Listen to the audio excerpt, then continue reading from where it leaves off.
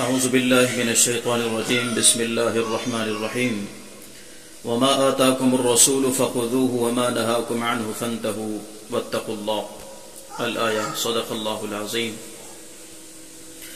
گزشتہ سبق میں ہم نے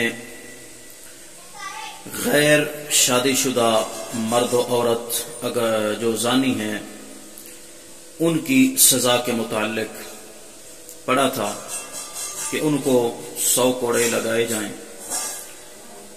اور ان کی سزا کے وقت کوڑے مارتے وقت ان سے نرمی کا معاملہ نہ کیا جائے اور سزا دیتے وقت مسلمانوں کی ایک جماعت بھی وہاں موجود ہو۔ تو آج کے سبق میں ہم شادی شدہ مرد و عورت کی سزا کے متعلق بات کریں گے اور سبق پڑھیں گے کہ اگر شادی شدہ مرد اور عورت نے بدکاری اور زنا کی تو اس کی سزا رجم ہے۔ بعض نام نہاد مسلمان اور اسلام کے خلاف پروپیگنڈے کرنے والے وہ کہتے ہیں کہ جی اسلام کے اندر قرآن مجید میں رجم کی سزا موجود نہیں ہے، شادی شدہ مرد و عورت زانی اور زانیہ کی سزا قرآن میں موجود نہیں ہے۔ اگر پہلی تو بات یہ ہے کہ قرآن مقدس کے اشارے سے رجم کی سزا کا ثبوت ملتا ہے، اور اگر تمہارے کہنے کے مطابق قرآن میں نہیں ہے سزا کا ذکر رجم کا، تو کیا حدیث رسول اللہ صلی اللہ علیہ وسلم حجت نہیں ہے؟ جس طرح قرآن مقدس حجت ہے، دلیل بن سکتی ہے، نص قطعی ہے، اسی طرح حدیث متواترہ بھی نص قطعی کے حکم میں ہے اور اس سے بھی دلیل لی جا سکتی ہے اور وہ حجت اور دلیل بن سکتی ہے۔ تو آج کے سبق میں ہم 4 دلیلیں پڑھیں گے کہ شادی شدہ مرد اگر یا عورت زنا کر لیں تو اس کی سزا رجم ہے۔ اس پر ہم 4 دلیلیں پیش کریں گے۔ سب سے پہلی دلیل کہ آپ صلی اللہ علیہ وسلم کی خدمت عالیہ میں ایک یہودی مرد اور عورت یہودیہ شادی شدہ دونوں تھے، آئے اور آپ صلی اللہ علیہ وسلم سے کہنے لگے کہ ہمارے درمیان فیصلہ کیجئے۔ تو آپ صلی اللہ علیہ وسلم نے فرمایا کہ تورات کے اندر تمہارے ہاں موجود ہے، تورات میں شادی شدہ مرد و عورت زانی زانیہ کی کیا سزا ہے؟ تو انہوں نے کہا کہ جی کوڑے ہیں اور منہ کالا کرنا ہے۔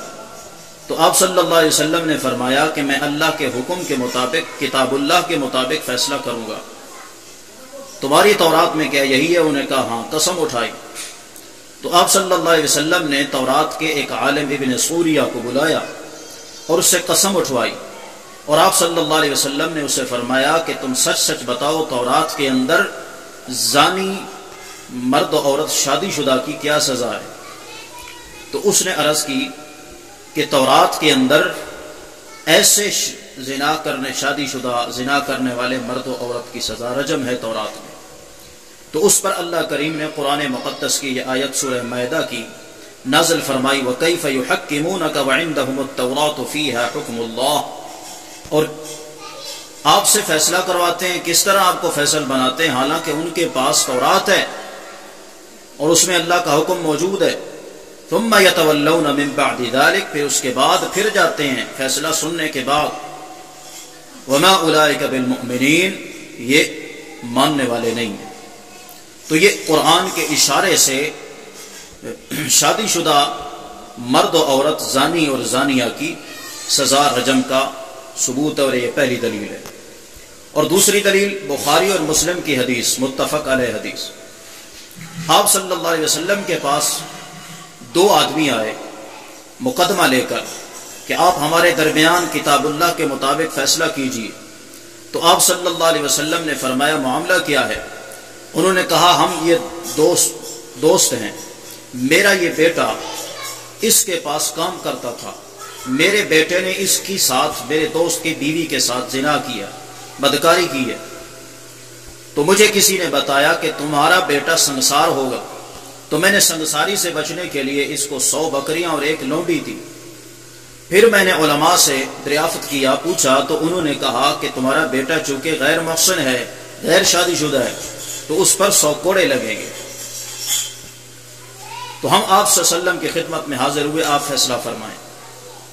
تو آپ صلی اللہ علیہ وسلم نے فرمایا کہ اگر تمہارا بیٹا غیر محسن ہے تو اس پر 100 کوڑے لگیں گے، اور وہ جس کے ساتھ اس نے زنا اور بدکاری کی ہے وہ اگر شادی شدہ ہے تو اس پر رجم ہوگا، اس کو رجم کیا جائے گا۔